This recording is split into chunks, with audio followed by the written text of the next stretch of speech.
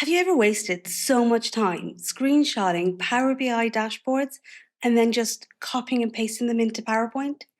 And then you get to your meeting and somebody asks a perfectly reasonable question and you're stuck because the slide is just an image.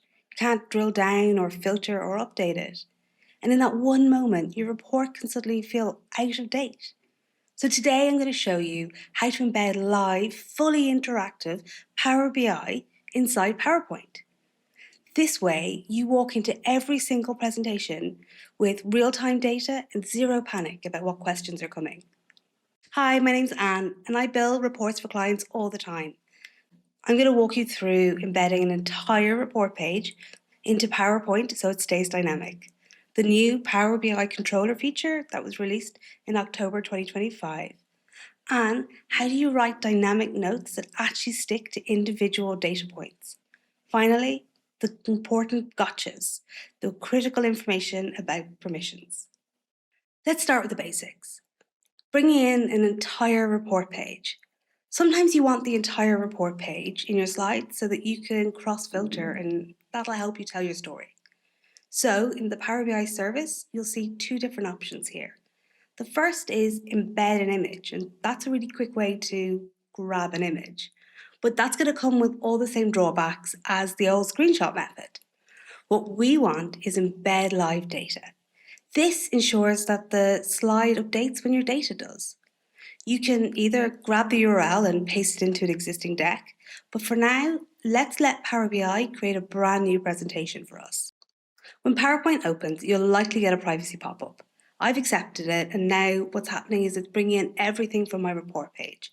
But it's also brought in some formatting elements and extra white space that, in our case, we don't need. So if you want, you can delete that text box at the top and resize the report object to fill the entire slide. And just like that, it's not a screenshot anymore. I can click around the report and the filters. You can refresh the data on the slide, and that works great when you've got one slide. But if you've got something like a monthly governance pack with maybe 20 slides, then doing that one by one can get pretty painful. So that's why Microsoft released its new add-in in October 2025 called the Power BI Controller for exactly that situation of multi-slides. So you can add the controller in by going to add-ins in the home ribbon. And then when you've got multiple slides of different reports and visualizations, you're going to be able to control them all at one go. When I open it, it will open up this sidebar with options. But you're not going to really see the real value until we have multiple pages. So let's grab a second report page and see how this works.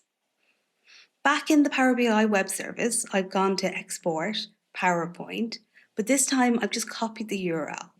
And back in PowerPoint, I'm going to add that in. So insert Power BI and paste the link we've just copied. And our second page loads up. So if you are managing report pages one by one, then if you look at the bottom left of the component, there's this really tiny but powerful feature where you can toggle between live data or a snapshot. And on the right, you have the option to reset filters or refresh.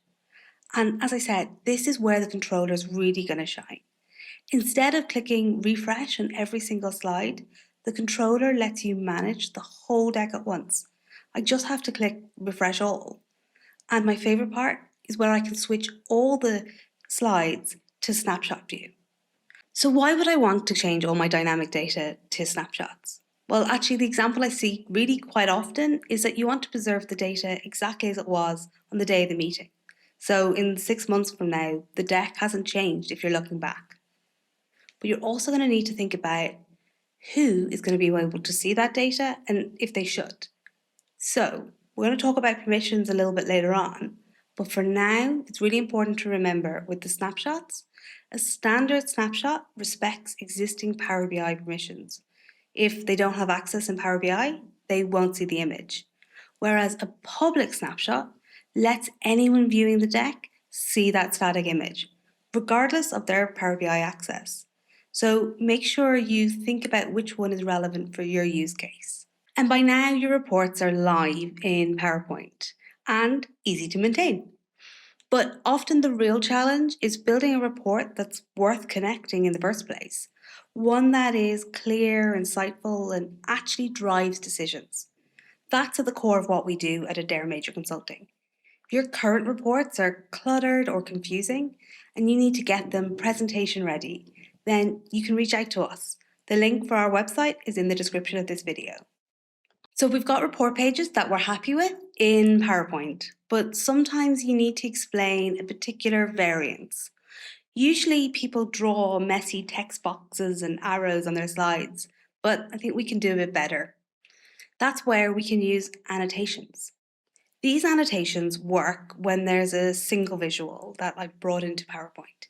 So I'm going to go back into the web and this time just click on a single visual using the three dots and go to Share PowerPoint. Just like before, we're going to use the URL, copying that into PowerPoint, and again, my visual's just going to pop up on my PowerPoint slide. Now, if I right-click on a particular data point, then I can choose Annotation.